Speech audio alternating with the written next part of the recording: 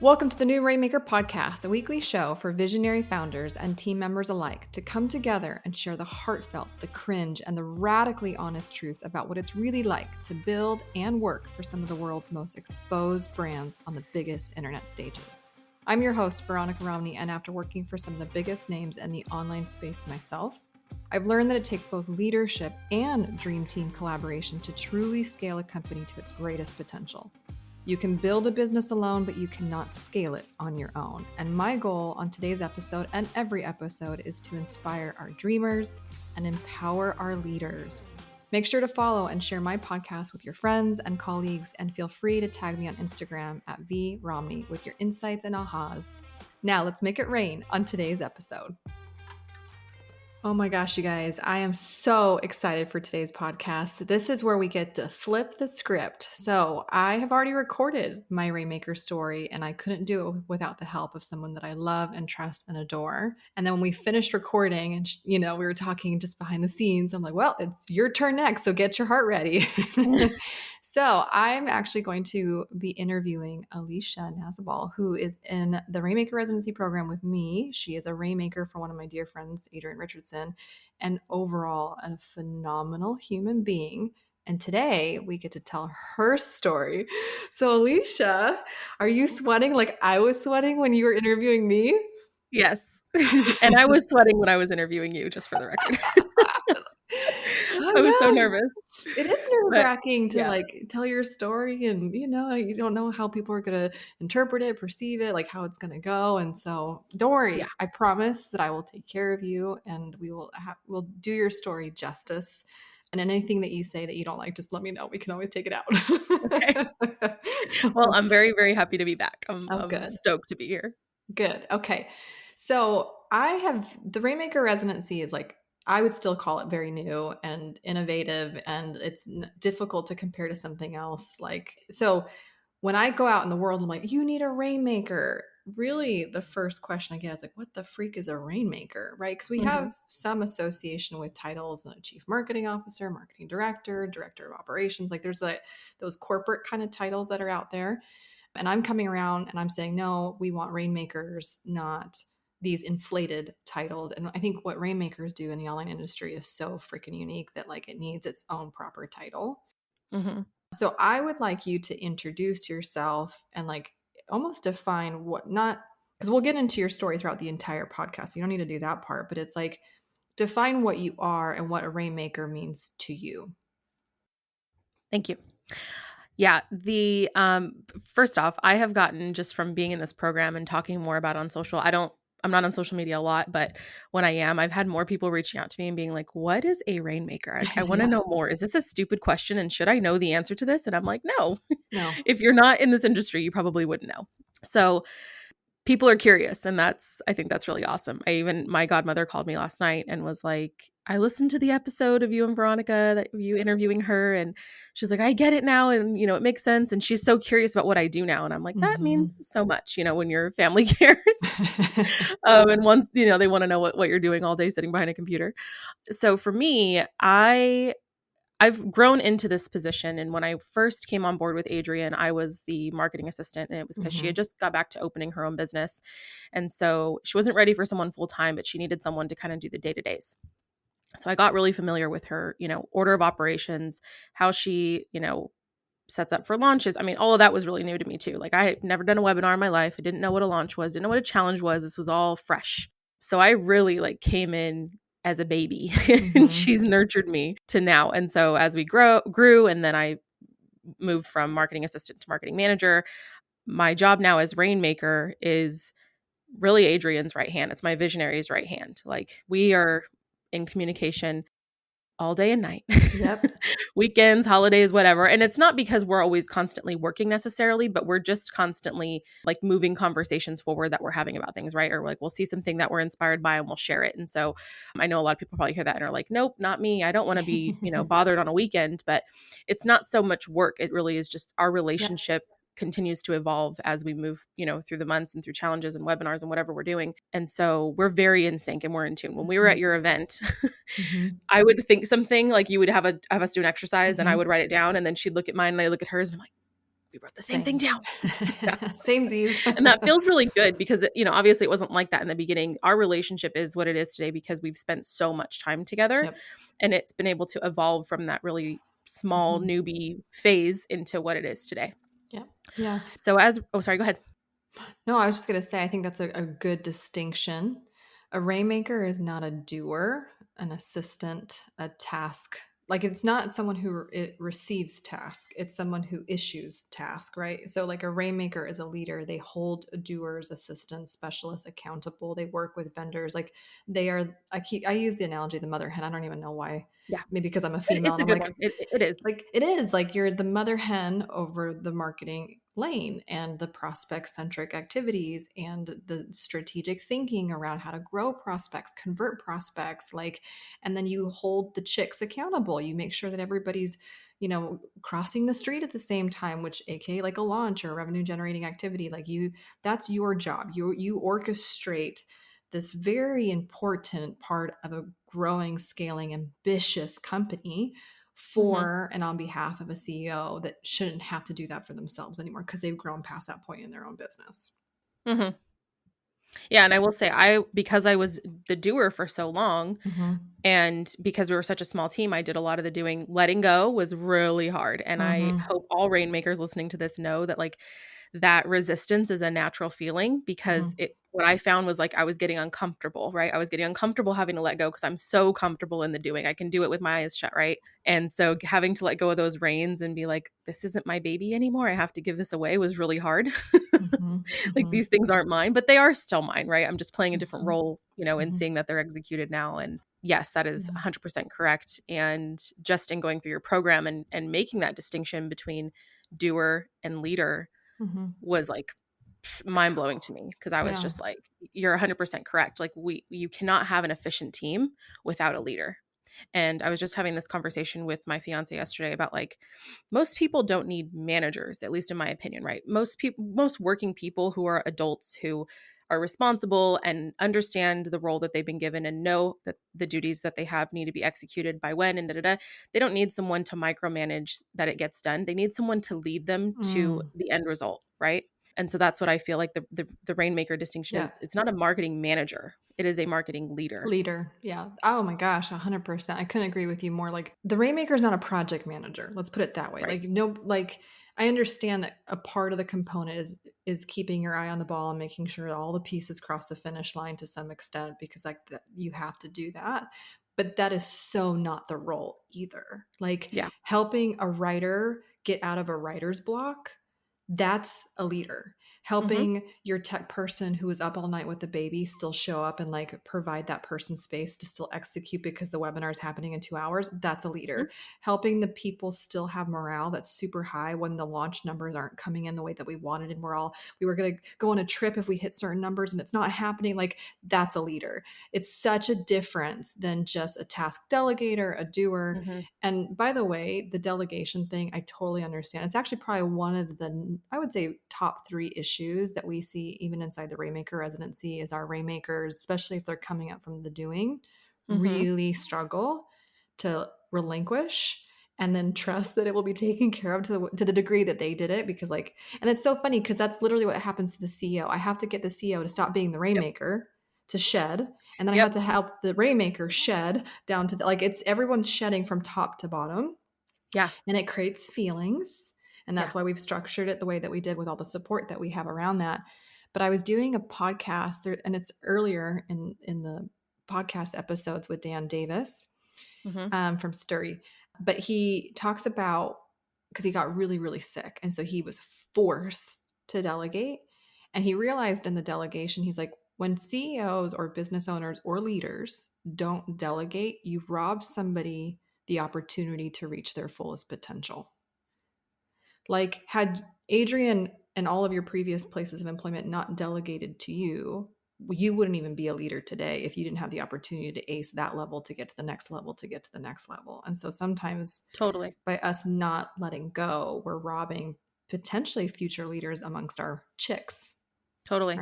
Right? Yeah, that was a thought that I had of like, if I can't let go, how do I expect Adrian to let go? Right? I have to lead by example in a way, you Mhm. know, like, and so does she. And so it's Mhm. kind of this, I was going to use a really inappropriate term there. Sorry. Let's not use that. But it's like this vicious circle here of, Yes. you know, of, like you said, like a shedding, Yeah. situation where if you don't let go, and I think about that all the time. Like if Mhm. I can't let go of control, I'm not allowing this person to show me what they got. Right. 100%. And 100%. that's not fair to them. And it's not that I don't trust them. It's never that. It's that I'm like such a, Yep. this is mine and it's been mine and I'm a control freak Yep. that it's been Yep. really hard. But I like the hard stuff. And so challenging myself to get out of the doing, you know, I was having a lot of imposter syndrome in the Mhm. beginning of this program because I was like, I don't know if I can do this. I don't know if she picked the right person, you know, all these things. And then I realized that the uncomfortable is what I want, right? I want to be uncomfortable. I don't want to be comfortable. I don't want to come in and do my work and it just be repetition. I like the challenge. I like the chase. And so I knew that if I didn't do this and take advantage of this opportunity that was given to me to be the Rainmaker to Adrian, Mhm.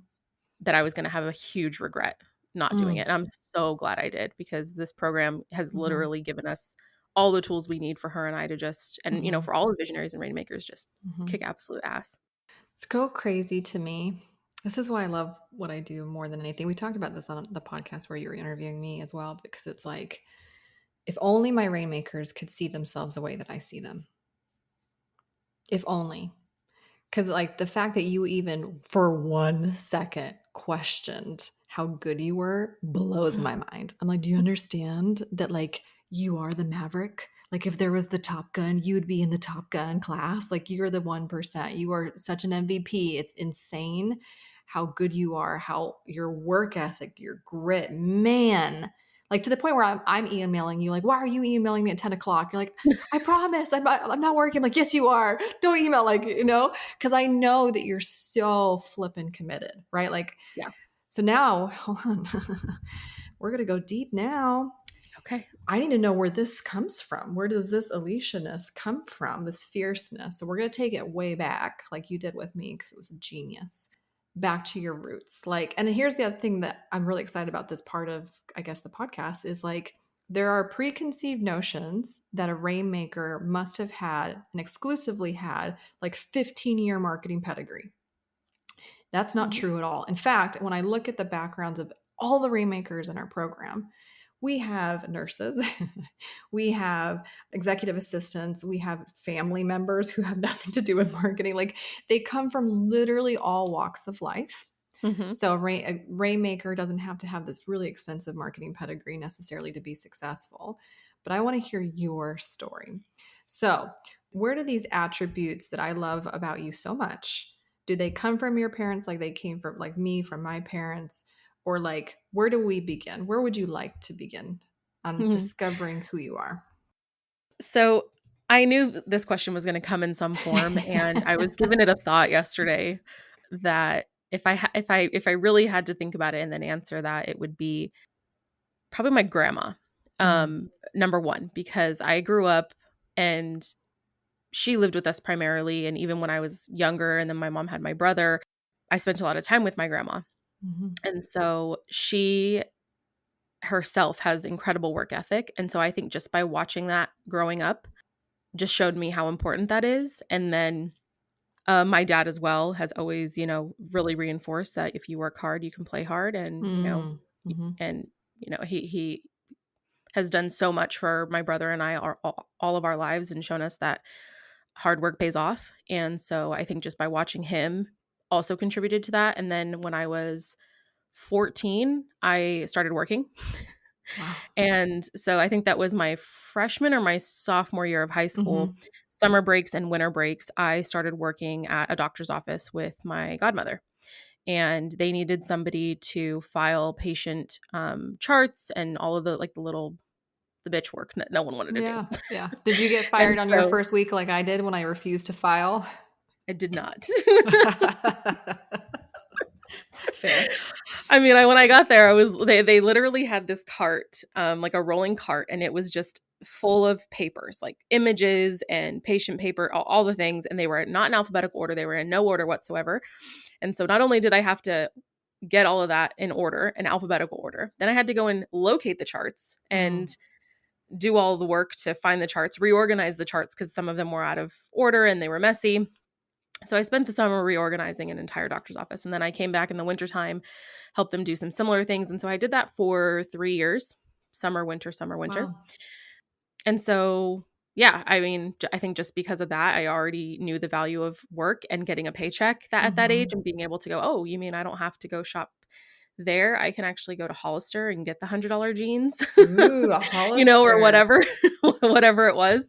So and you know, I had a boyfriend. And so it was like, we can go to the movies on the weekend. We can go out and get dinner. Like we can do all the fun things because I was earning money. So that was very exciting. And then when I graduated high school, I did go to City College for a while, but I didn't really have the support system or the choice to like go to college and pursue a degree. It was either go to City College or work. And so I had to make a decision at some point to continue working because I needed things like a car and, you know, to eventually find a place to live and stuff like that. I didn't have the system in place to do that. So I chose to work, and I had like little random one-off jobs. I worked at an Armenian restaurant as a server. I worked at Denny's for a while as a hostess.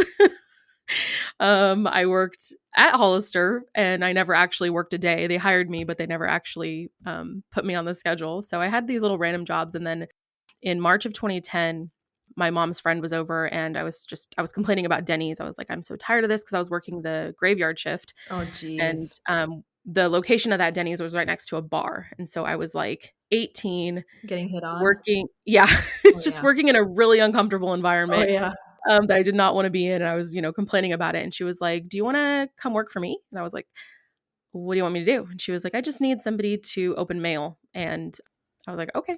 So I went in part-time and was opening mail and doing data entry for that company. And from working part-time, like literally, like they would just call me in and be like, hey, we just got a bunch of mail. Can you come open it? And I would just show up. And so I was sort of going to school at that time and working, trying to still go to school. And then eventually from that time, I grew into larger roles, and I was at that company for 10 years. 10. Okay, hold on. Because this is very different than my story in the sense, I feel like I'm such a like millennial-ish person where it's like every 2 years or every 2.5, every 3. Entrada was my longest of 4 years. But 10 years that young is, I mean, by the way, from a CEO's perspective, is like the dream. I can't even imagine retaining someone like you for 10 years.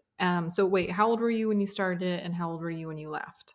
I was 18 when I started, and I was 28 when I left. Yeah, you pretty much just grew up right there. Okay, can I ask you some questions there? Okay. So my number one question, which maybe other CEOs would ask you the same thing, like, how the freak did you stay for 10 years? That's a bold choice. Like, why 10 years versus moving or leaving? Yeah. So I'm glad you asked this question because the answer is not great. So I was doing part-time for a while, and then I eventually had to make the decision of a full-time job, or I couldn't work there anymore because I needed to go find full-time work because I needed money to live. And so I had approached my manager, and I was like, I either have to quit or I need a full-time position. And they offered me a full-time position. And so I was like a customer service specialist. And we were still doing data entry and opening mail and, you know, answering phones and doing all the things.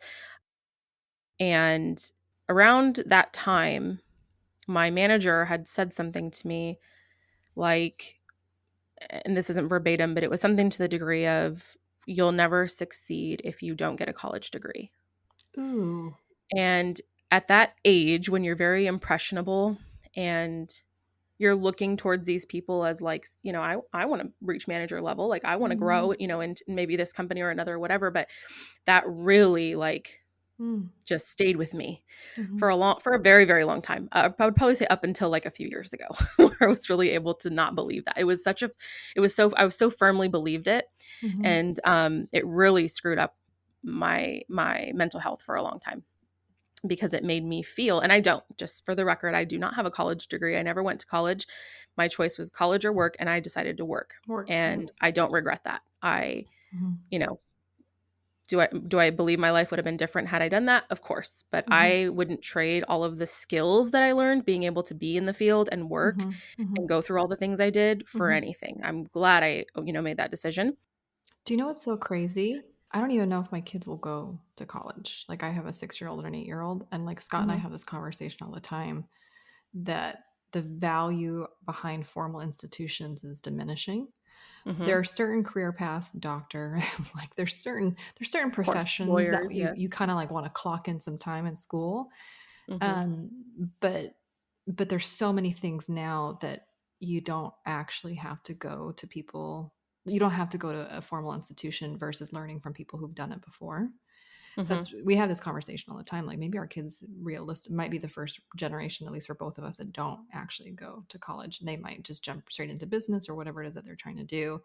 Mhm. So it blows my mind to think that someone told you that your self-worth and your value in the marketplace was automatically diminished Mhm. because of the lack of a piece of paper.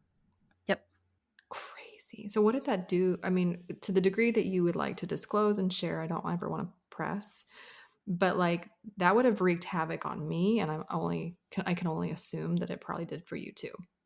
Yeah, well, to answer your question, it was that, and there were adults in my life who were also telling me, "You'll never find a job better than that. You'll never find a company to Ooh. work for better than the company you're working for." And so again, being young, Mm-hmm. 19, 20 years old, Mm-hmm. I'm going to believe what the adults are telling me, Sure.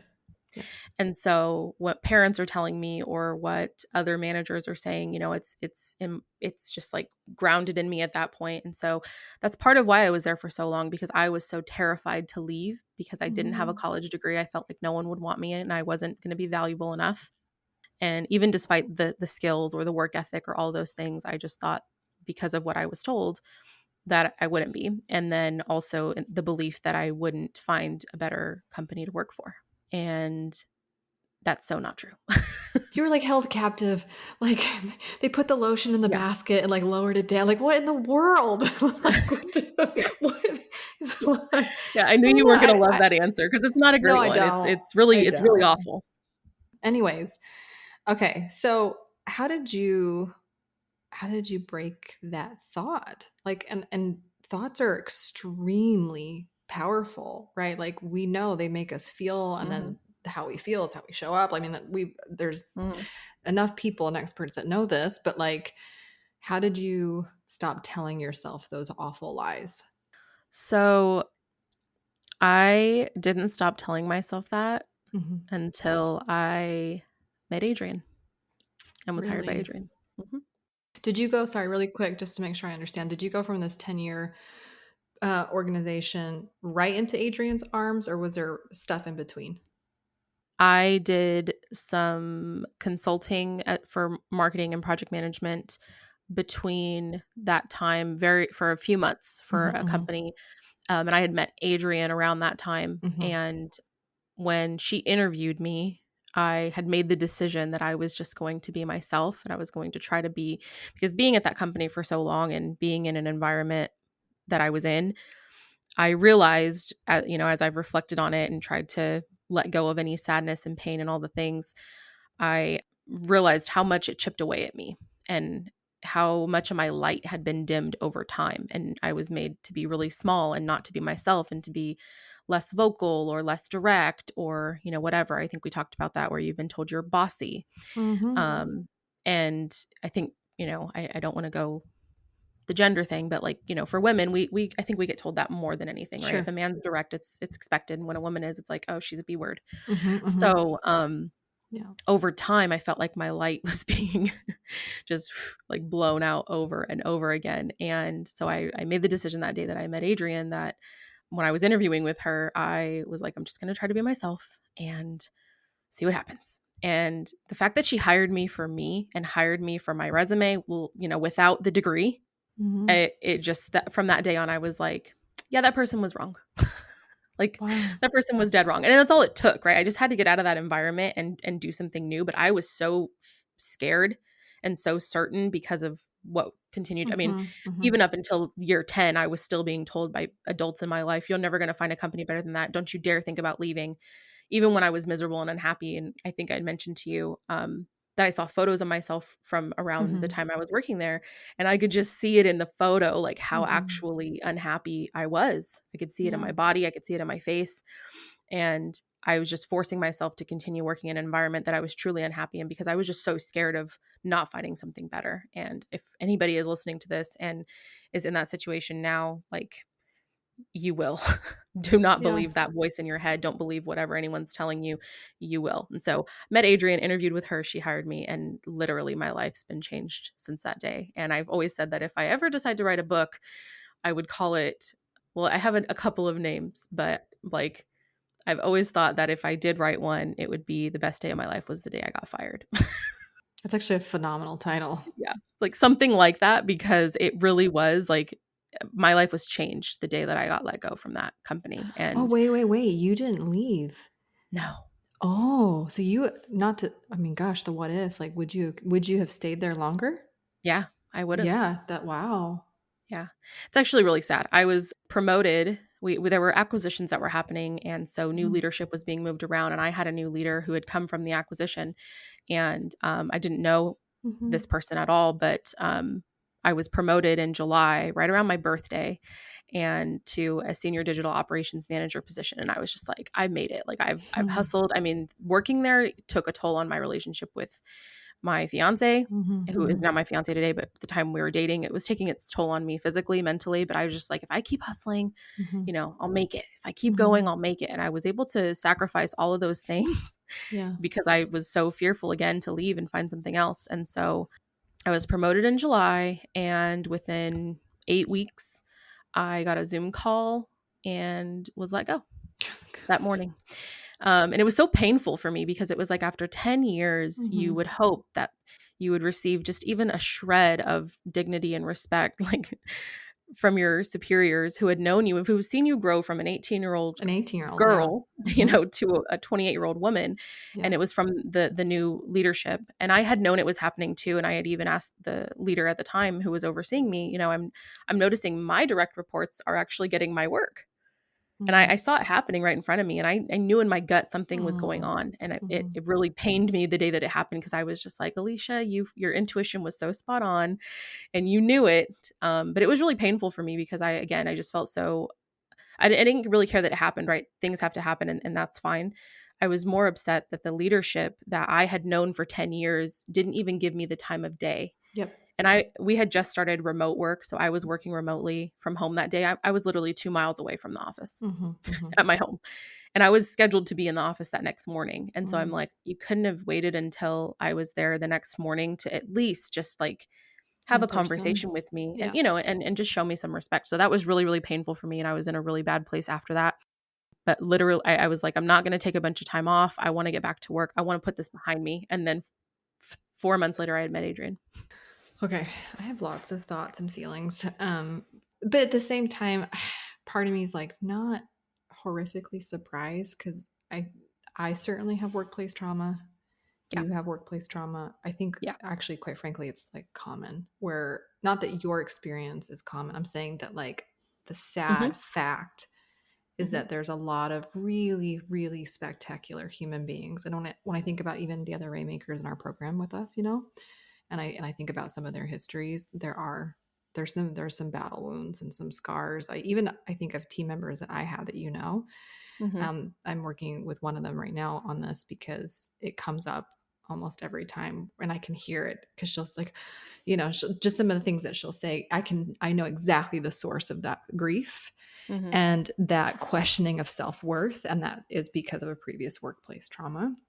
And it's really sad because that churn and burn and the not feeling appreciated, I think, and I want to talk about this a little bit more because it's like reaching our greatest potential and our fullest potential, our greatest gifts, and like really being our truest selves requires us to like heal and forgive people who will never say sorry. And that is to me one of the Yeah. hardest things. Like I Yeah. have been, and there's still relationships in my life right now that did me so wrong, so dirty, so Hmm. bad.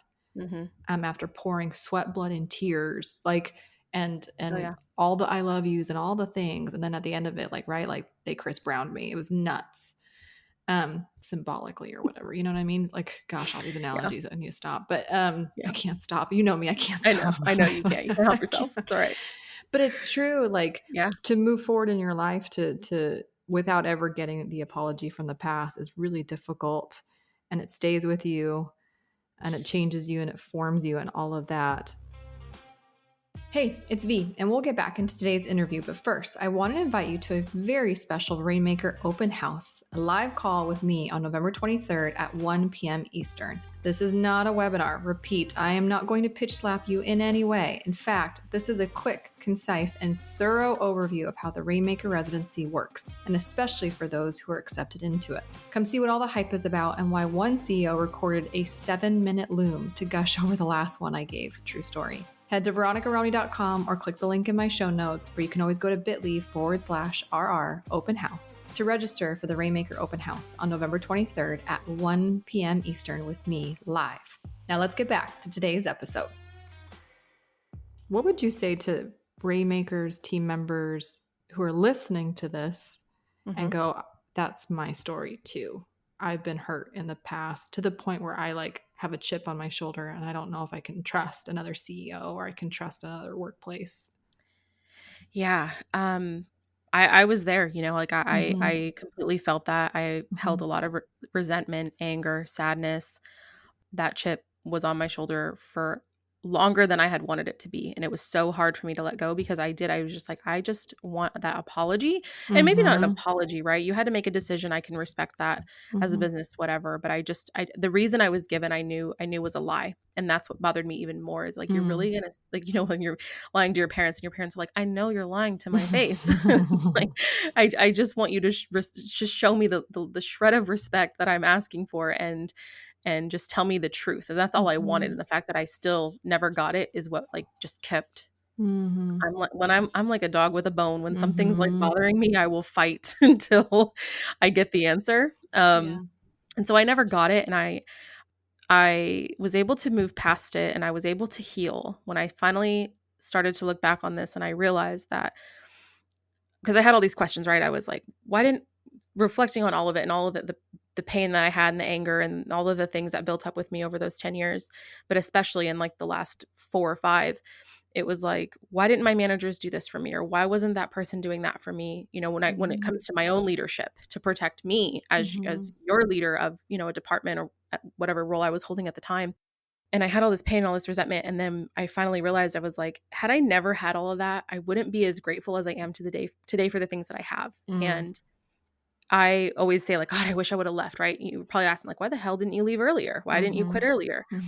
And I'm so happy I didn't because it made everything that I have today. It made meeting Adrian, working at this company now and having so much respect and trust and empowerment and all the love that she shows me and that I see her give people. It just makes it all worth it. Like she's my why. She's my purpose. Yeah. And so if for someone who's going through this right now, one, like I said, if you're in a position where you're feeling like you're never going to find anything better, stop telling yourself that because 100%. Yep. You will. And when you find that something better, that's going to give you that closure. Like that's what gave me that closure. It was being able to say this was what I needed and this was what I deserved. And, who knows? I mean, there was a little part of, time before I was with Adrian that I didn't find something better. I was actually at a company that was really toxic and not that great, but that was just a little kind of speed bump that led me, down that path to find her. So I would just say that if you are feeling that or you're going through that right now, like be patient. And I mean, I'm not a patient person at all.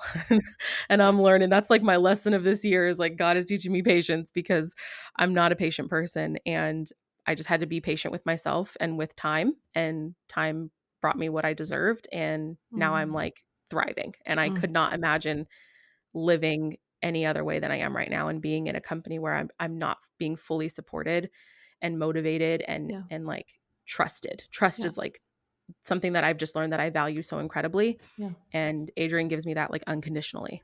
And it's such a good feeling. Well, yes, Adrian is one of the greatest human beings any of us will ever meet in our lifetime. So yes, and yes.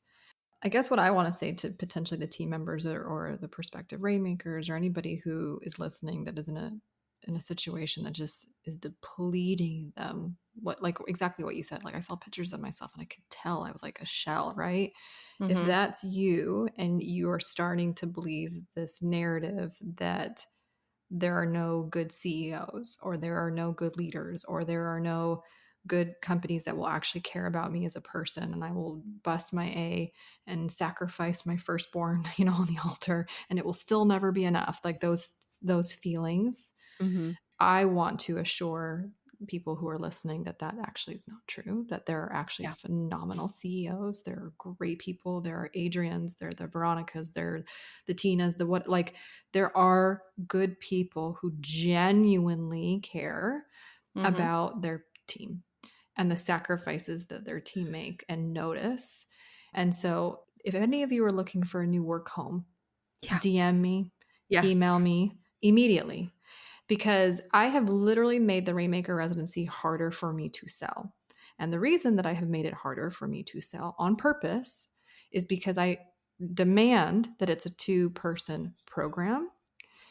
In some ways, because the CEO who's willing to put a team member through a program with them, as opposed to just investing in a program just for themselves, is already a Mm-hmm. qualifier for the kind of CEO that I want to play with and I want to hang out with, right? Think about it. Yeah. Like the CEO saying, I will pay this bill and I will go through this program side by side with somebody who I want to be with for the long run. And Mm-hmm. I'm going to learn how to get out of my own way and I'm going to help them, empower them to step up. So, anyone who's listening, if you're looking for a new work home, you come to me right away and I promise you I will find you a new work home. I'm just going to put that, there's the hope right there, because I've done it. I've done it multiple times and I will do it again. Okay. Yeah. Let's talk about Adrian. Let's talk about Adrian. And like Adrian's actually been on the podcast before, so if you really want to get to know Adrian, me and her clashed at the beginning, ironically, and now we're best friends. So like it's a really great podcast. It's a Yeah. really I got great to watch all story. of that from afar. So it was really exciting to listen to that episode and like hear your guys' takes on it. I'm like, you almost quit because of me? She's like, yep. I'm like, what? I didn't know that. Punk. I adore her. I love her. And I love people like her. And I love people that realize that leadership is a responsibility, a gift, a mantle that, like when you're put in a position to be with somebody and they spend more time with you than they do their own loved ones and family, you better take that freaking seriously. And Adrian does. And I know she does. And people like Adrian do too. I want to understand, and I could actually have the two of you on a podcast again to talk about your dynamic more, but like I want to understand from your perspective what it meant for someone to believe in you. Like just having someone like an Adrian say, I Mm-hmm. believe in you and I want to help you be your best self. Like, because that's what I want Rainmakers to feel. That's what I want team members to understand, that that happens and there are people like that. And so what did it do for you in your transformation? Like how did you start to feel that love from her? Well, I think I'm going to take it back just a bit here because what made me realize how different Adrian was from any other leader or CEO that I've ever engaged with was that I think it was the first year I was working with her. I was going through some personal stuff and it had impacted the way that I was performing. And I didn't think it would show, and it did. And she called me out on it, and said, and obviously not in a confrontational way, but she was like, is there something going on? Like, you don't seem like yourself. And I just like broke down. I was like, I've got all this personal stuff going on. I'm so sorry. I was so apologetic. And I was like, it'll never happen again. And she was like, I think she might have mentioned this to you on her episode, but she was just like, we don't do things like that's not how things go here. Like, you have the space to tell me that like we have open communication here. If you are going through something, like I want to know because I want to be able to support you and if you need someone to talk to. And so like not only has she been there for me as a visionary and like, I've shared this space with her as the CEO of the company and served her as her marketer and done all these things, but when the lights are off and we've clocked out, so to say, like I can still message her and be like, hey, I need help with something I'm going on Mm. personally. Like she is just that type of person. And it's just like, it's incredible to me that like somebody gives a crap outside, right? Like she could be the CEO that's like, I don't give a crap what's going on in your life, but she cares. And she cares so Mm-hmm. deeply. Mm-hmm. And it doesn't just like make me feel seen and loved, but to know that like someone who already is running a business, has a family, is doing all the things she's doing, and any other CEO, right, for that matter, is doing all the things and wants to know about an employee at that level. I just never experienced anything like that. Yep. And that just really shifted my perspective on what a good leader could be, what a good company could be, what a good CEO could be. And when I was managing, my biggest regret, I think, and mistake that I know that I made is the leadership that I was under wasn't kind of fostering this environment where we treat people like people, right? Mm-hmm. I tried to get my team to fit this mold that I wanted them to be, of like getting this many calls done and getting all these things done, and I want everybody to be performing at the same level. And when I met Adrienne and she had me do not an enneagram, she had me do I did do an enneagram, Disc. but what You was the did other one? that Disc one, test, right? yeah. Yeah. Yeah, the disc. And I was like, what? A personality test? What is this? It's mind blowing to me. And then she, explained it to me and like kind of broke me down. Like she was like, here's what you are. And I was like, oh, okay. And I just was so taken back by that, because her perspective was, you have to put people in positions that they're going to thrive in based on, the things that they are, right? If they're Their inherent talent follow and through, right. God-given gifts. Yeah. Yeah. It does not mean that they are not talented or that they're a crappy employee and they need to get fired, right? Yep. They're not in the right role to thrive, because everybody has a talent to provide and everybody has something to contribute. And I had wished I had that perspective when I was managing a team of 15, because Mm-hmm. I there was such a high turnover in that department because of Mm-hmm. the environment that was being fostered from my leadership. And so I just kept looking at my employees like, oh, if they're not meeting this mold, then they're not good enough. And I Mm-hmm. mean, I lost probably some really amazing people because of that. And that is probably one of my biggest regrets. And so as I am now in this Rainmaker role and I get to grow a marketing team, Mm-hmm. I am so excited to lead again, because I Mm-hmm. love it. I love pouring into people, and I get to now like kind of manipulate the chessboard and put people in the Mm-hmm. places where they're meant to be, Yeah. not go, oh, you're not good at doing this, well Yeah. then you don't need to work here. Like that's Yeah. just such an awful mentality. And it saddens me so much that I, operated in that way, because I could never imagine doing that again. And I want people to be seen as the people that they are. Like, you're not just a number on a spreadsheet. You are a being and a Yeah. person with, talents and a mind. And I want you to contribute. And that was another thing with Adrienne too, is that she wants to hear from me. Mm-hmm. That was huge for me. Like, why do you want I was like, why do you want my opinion on this? Mm-hmm. She'll call me all the time now, obviously because of our relationship, but even early on, well, what do you think about that? And I feel like, I don't know, just tell me what to do. Oh, yeah. I didn't, it was just so like incredible for me for a CEO to give a crap what I thought.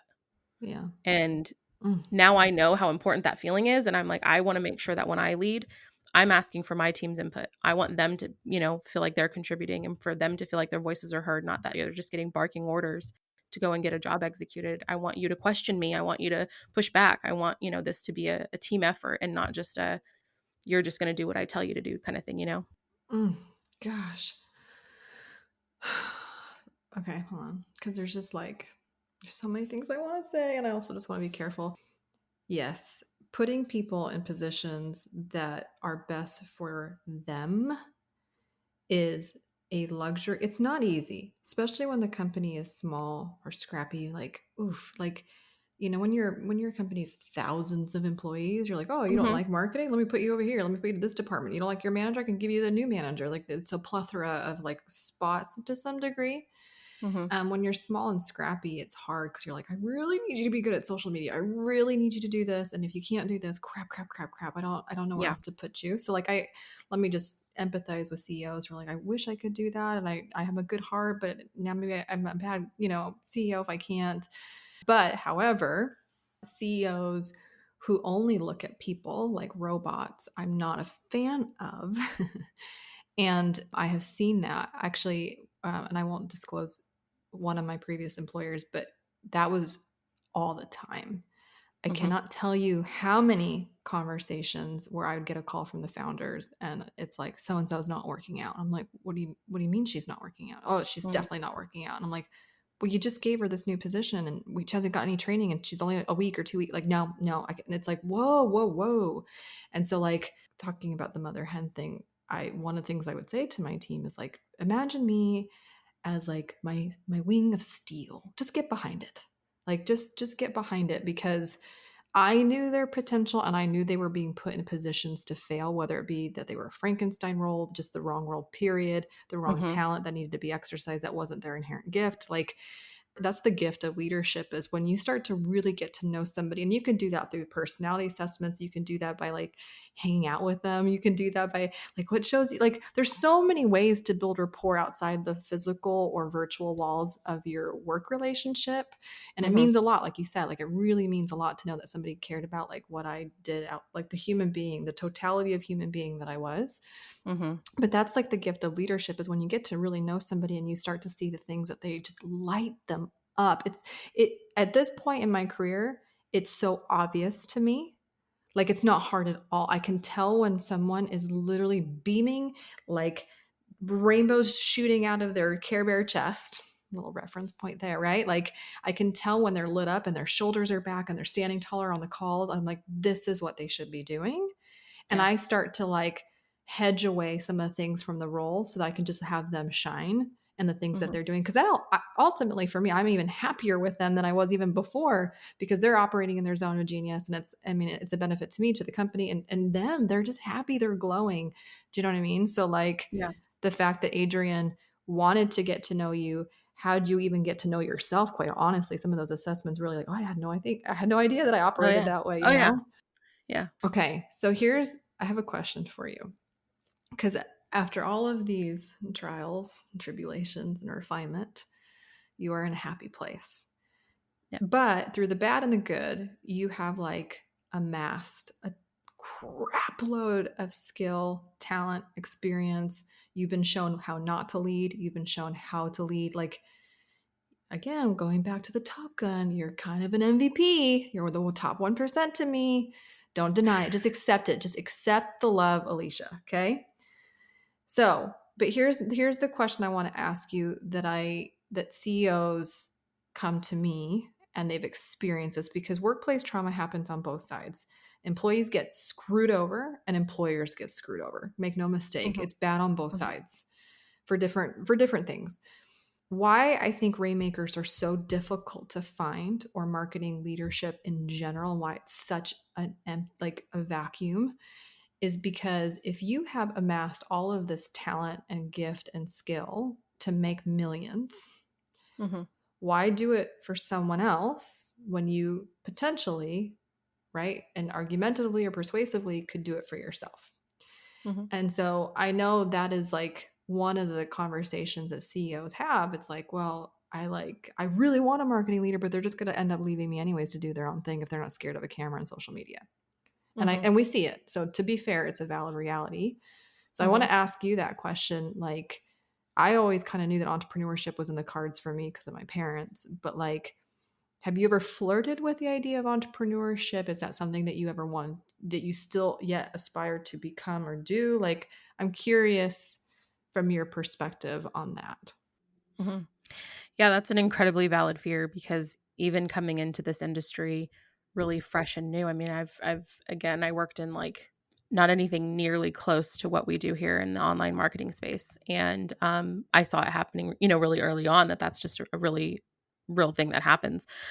But for me, I used to have this idea when I was working at the company I was with before, because I was seeing all the things that I disliked. And so I would constantly go, this is why I want to own my own business. I want to show people what a good leader can be. I want to show people what a good company can be.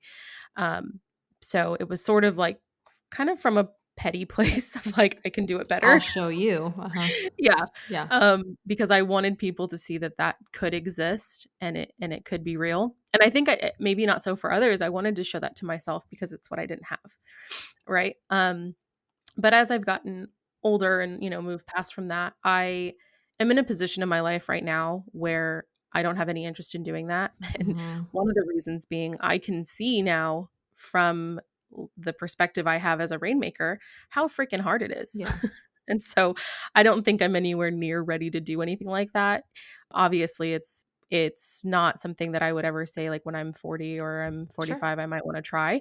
But I know that like I'm in tune with myself enough right now to say at 31 it's not even in the cards for me. Sure.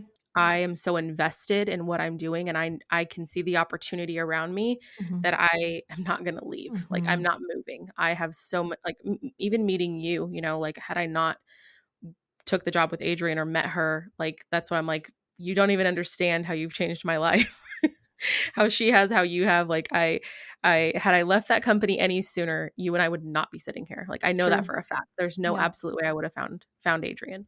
And so everything, it's all my why and all my purpose and all my reason. And I know that in the place I'm at right now, for me personally, I'm not ready to do anything like that. And I would say to other rainmakers who have an opportunity like this to be a marketing leader, to check in with yourself Sure. and ask that question, right? Like it's okay to say no if you have bigger aspirations and you want to go do that. You're Mm-hmm. doing a service to the visionary Mm-hmm. by being able to say I'm not ready to take this on, or I'm not in the place to Mm-hmm. take this on because I have other aspirations outside of your vision or your Yeah. dream.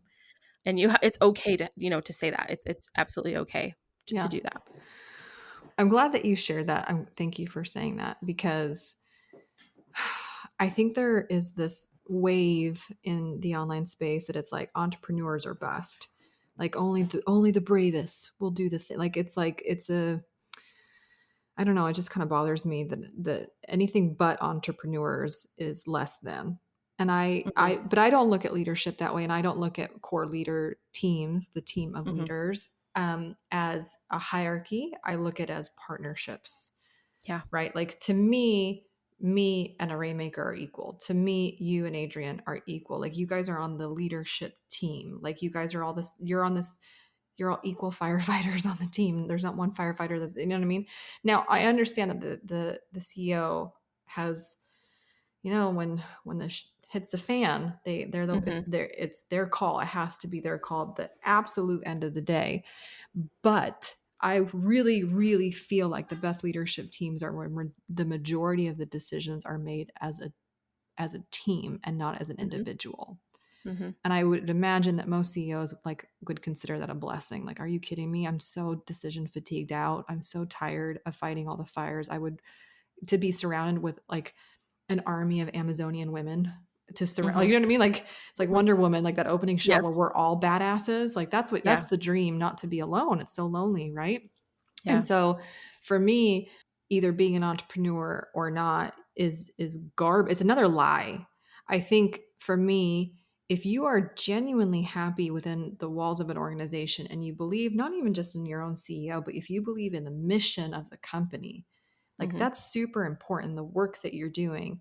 And you happen to find yourself in a work environment that you are gaining new skills, abilities, opportunities. Like you feel yourself leveling up all the time, and you Hmm. are pouring into your own human capital and someone else is pouring into your human capital. Like you don't want to leave. Like Yeah. you're growing into your best self with someone who believes in you next to you versus like Exactly. jumping into entrepreneurship. I mean, it's solopreneurship for a reason. It's so hard in those early days all by yourself, but Yeah. why do that when you could just thrive on a team that loves you and cares for you, and you can do hard things with someone else by your side? Like it's the reason why Totally. we have romantic relationships. Like we don't want to go through life by ourselves.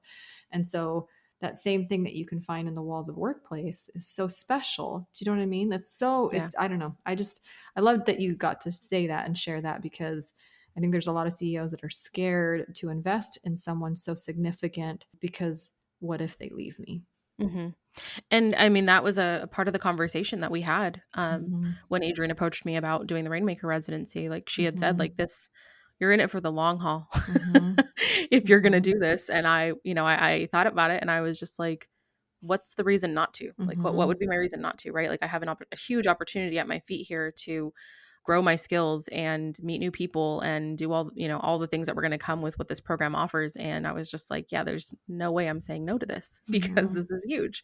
I think too, just listening to you say all of that, one of the requirements, whether it's conscious or unconscious, is the visionaries that I think come into this program, at least from what I've seen, and for the ones that were, in the room at the live event, Mhm. don't have ego.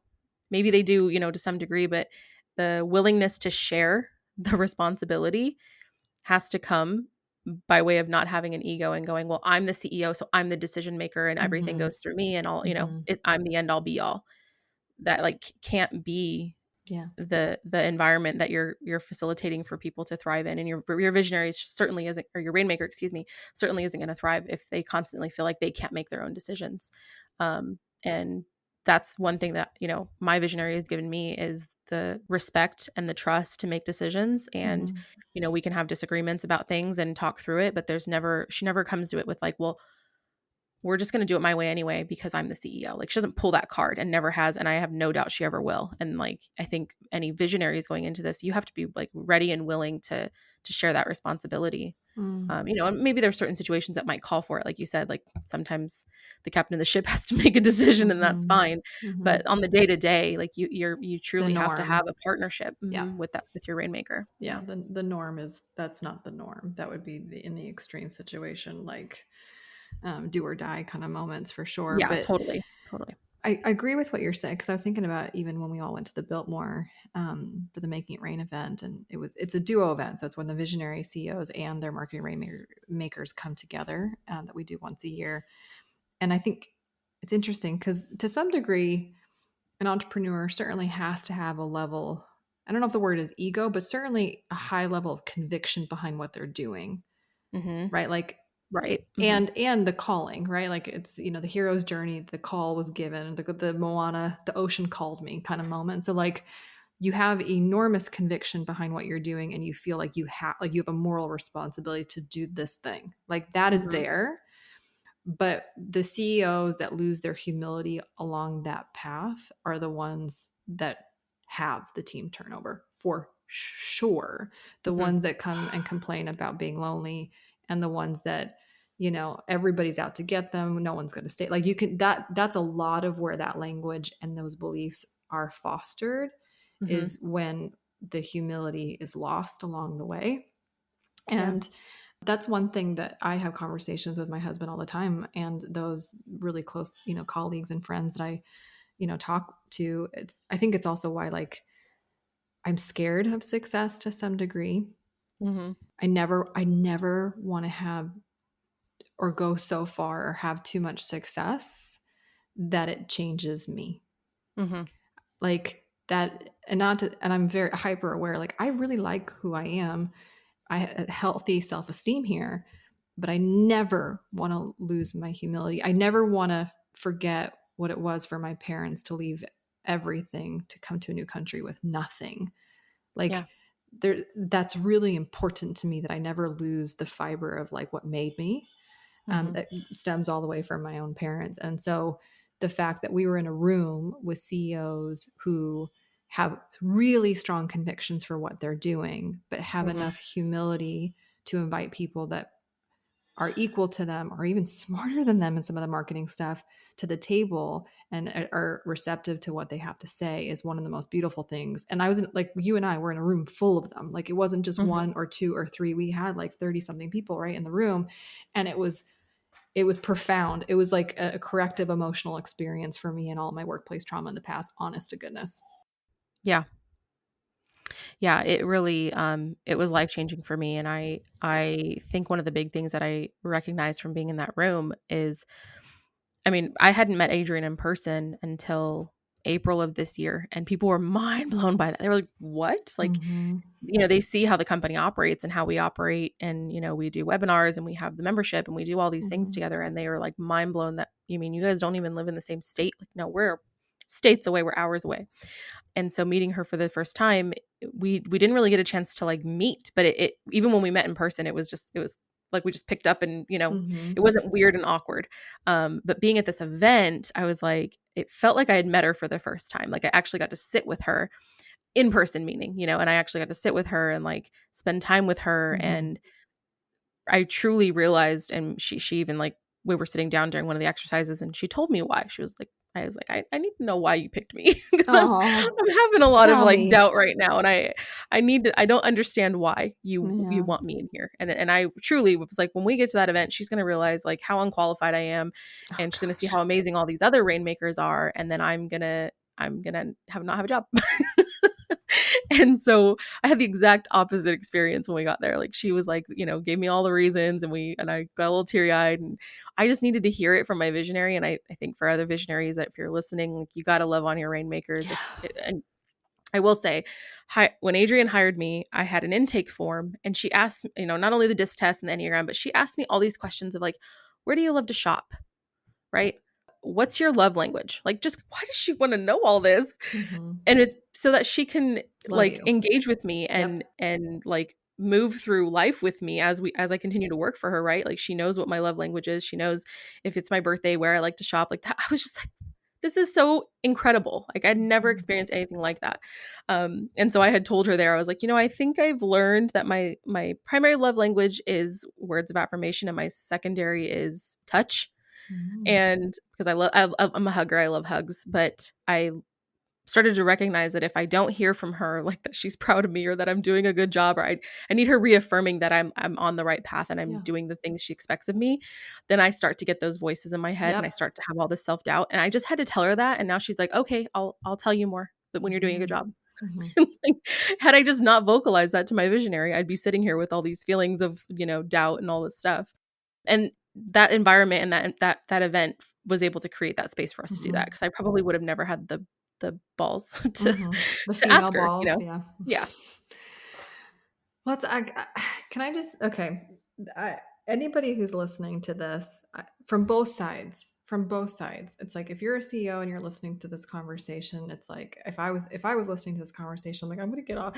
As soon as I finish this podcast, I'm gonna tell everybody on my team how much I love them. Like it's just so important, right? To like Yeah. be reminded that you do work with human beings that oftentimes, again, don't see themselves the way that you see them. So like I'm sure Mhm. from Adrienne's perspective, she's like, Alysha's amazing. And I'm sure Alysha knows that about herself. Nope. Alysha needs to be reminded how effing incredible she is because she's a human being and you go through stuff and you've been through stuff. And sometimes that inner child needs to be loved, Yeah. needs to be loved. And if you are in a position of influence, and by the nature of the role that you possess, like when you're paying somebody else's paycheck, you hold a power, like it's a position of power, and it is a Mhm. mantle, and it's a moral obligation, and it's an ethical responsibility. So reminding ourselves that these are human beings that genuinely, desperately want our approval and to be told they're doing a good job, and we don't do it often enough. Yeah. Like, can you say I love you to your kids? Is there a point where it's too much? I don't think so. Can you tell your employees how awesome they are too much? No, I actually don't physically think that's impossible. I think you can, there's never a point where it's too much. In fact, it's the opposite. There's always a point where it's too little, Mhm. Totally. right? Totally agree.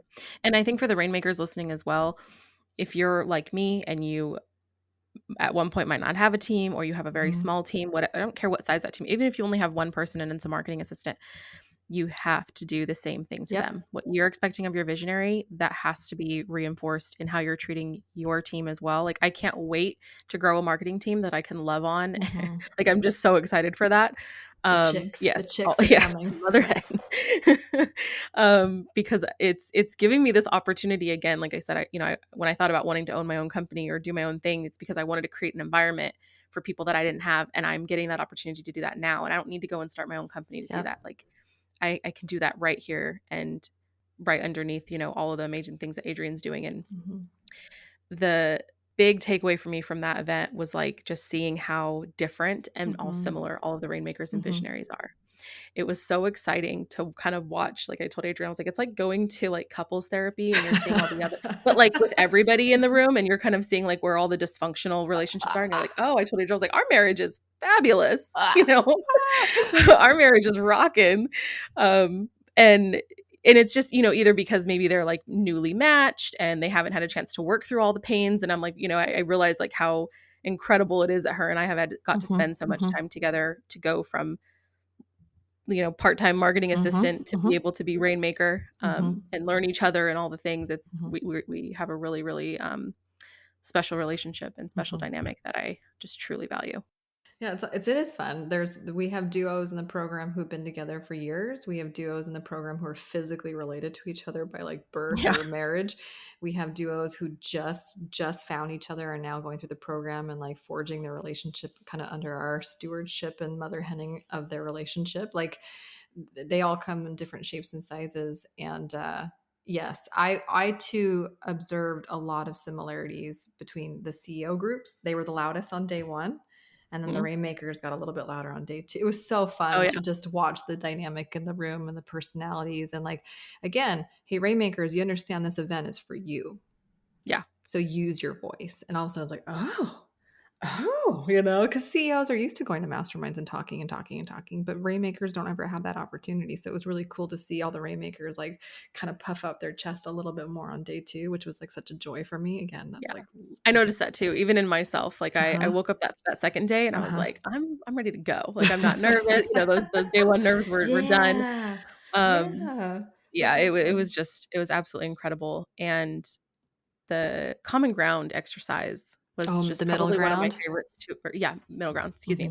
Mhm. Was one of my favorites to observe Mhm. because you could see like in the Rainmakers, like, I think until like, the visionaries were ready to go. Like, the Mhm. visionaries were like, "Okay, like, lay it on us, Mhm. let's go," and they were ready with questions. But I could see in the Rainmakers, there was this, like, kind of nerve and even in myself, I was nervous. I was like, Mhm. "I don't wanna ask a question and my visionary thinks it's about her or him Mhm. or, Mhm. whatever." But at the same time, I wanna know this from other visionaries just Mhm. because it's a thought that I have, right? And so Mhm. there was, like, this breaking point, I think, where the Rainmakers got comfortable, Mhm. and then it was like that icebreaker happened, and Mhm. then I was like, "I don't want this to end. Like, let's keep going, please. Let's go for another hour."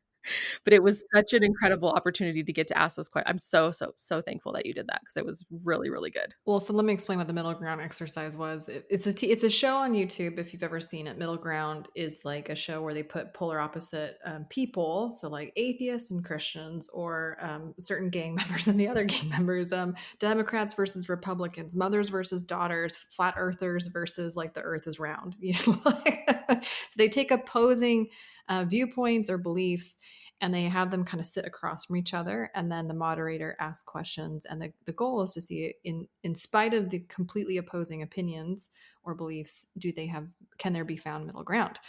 So I had this idea or this kind of play on it where I had all the Rainmakers sit on one side. Like it really was kind of like speed dating, So like all the Yeah. Rainmakers on one side, all the visionaries on the other side, and they're all like sitting, knee to knee, or not that close, but like I guess across from each other.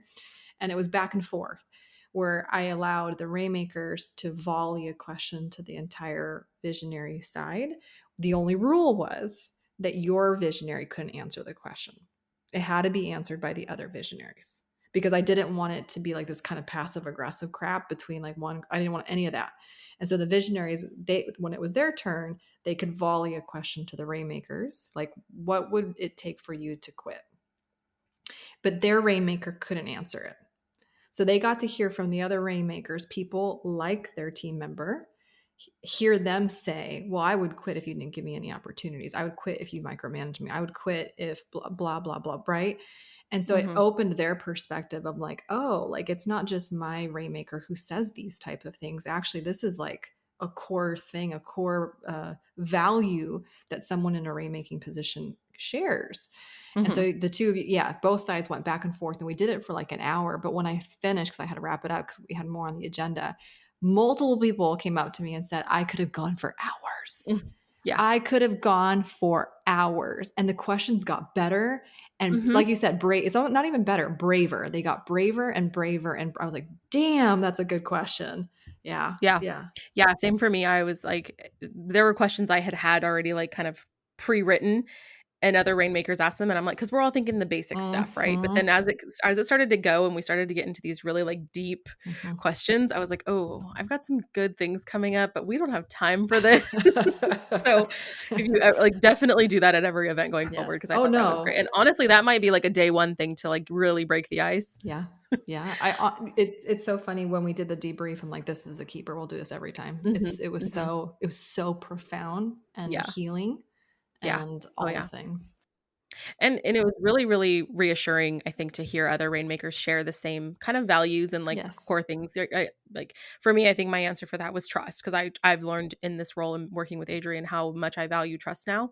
And that's like going to be a deal breaker for me no matter what. Yeah. If we can't trust each other, if you can't trust me to do the job you hired me to do, and respect that I know what I'm doing until I give you a reason not to, that's going to be a deal breaker. Yeah. Okay, so here's my final question for you, for anybody who's listening. Because if I was listening to this, I'd be like, oh my gosh, if I was an Adrian, I would want an Alysha. And if I was an Alysha listening to the podcast, I'm like, where's my Adrian? Like, that's what I'm getting from this. Like, I want to be in a work environment, in a work family, that I am my best self and that I am appreciated for who I am. And then from a CEO's perspective, that I too am supported for who I am and my crazy ideas and the conviction behind what I'm doing. Like to find somebody who is not related to me, who has no obligation to me, but is willing to help me fulfill this calling that has tapped me on the shoulder. Like, that's a big deal. And it requires trust and mutual respect and admiration, a whole bunch of things. So I guess my final question for you, Alysha, is like, if you could give or impart advice to both groups, like what would you say to the visionary CEOs who are listening to this? And what would your advice be to the Rainmakers if they both desire what you and Adrian have found, but grown between each other? You're saying to visionary and Rainmakers who are already in these roles? Or they want it, like, right? So Or if they want it. so if the CEO really wants an Alysha in their life, what I would have you? a perfect answer. Good. Go for it. If you're a visionary that wants an Alysha, or you're a Rainmaker that wants an Adrian, you both need to slide into Veronica's DMs. Stop it. I'm not I kidding. didn't I'm not kidding. I'm not kidding. No, it is, because the intention of this program is to match you. And we weren't matched to this program. I mean, we were matched by way of God. By life. Right? Life just happened, and we found each other, and that, I think, is probably just rare. Like, I don't know how it happened. Like, I mean, literally, to go from a 10-year career, and now just like, I was like, I'm never going to find anything and I'm going to work all these odd jobs. And then I found her and I'm like, I'm here for life. Like, I never want to leave. So for me, it's a little different, but honestly, like, I've seen what Veronica is capable of. Like, they don't call her the dream team architect for nothing. So if this is something you want and you desire, get into her DMs right now, send her an email, whatever it is, because she will find you your person. And like, it'll be her life's mission to find you her person. Like, it will happen. And for the Rainmakers especially, I'm not discounting how much pressure comes with being a CEO and a visionary, but like, for the Rainmakers, it's a lot. It can be a lot. It can be a lot of pressure. Sure. And if you're feeling like you need a visionary or an environment to work in where you are loved on and you can be your best self and you're respected and hired for your talents and all the things you have to offer, I know for a fact Veronica will find you a visionary that will meet your needs. I know that for a fact. I didn't cue you up to softball me, but thank you. I know you didn't, but I was like, opportunity, I have to take it. You did not. I know you probably didn't even see that coming, actually. I didn't. Did you see my reaction? Yeah. No. She fell out of her chair, Yeah. folks. Thank you. There was something that you said during the event that I want to just say, I mean, it stayed with me. And during the live event at the Biltmore, is on day 2, you were like, just on fire, like preaching to everybody in that room and pouring just, I mean, my wheels were spinning for days. And even when I got home, like I told her, I was like, I'm on this high right now that I'm not going to get off of for a while. And I mean, I was like ferociously writing in my journal all the things that were coming to me. Like, this was a life-changing event for me. But there was something you said in that room, and it was like, you are not here by mistake, to all the Rainmakers.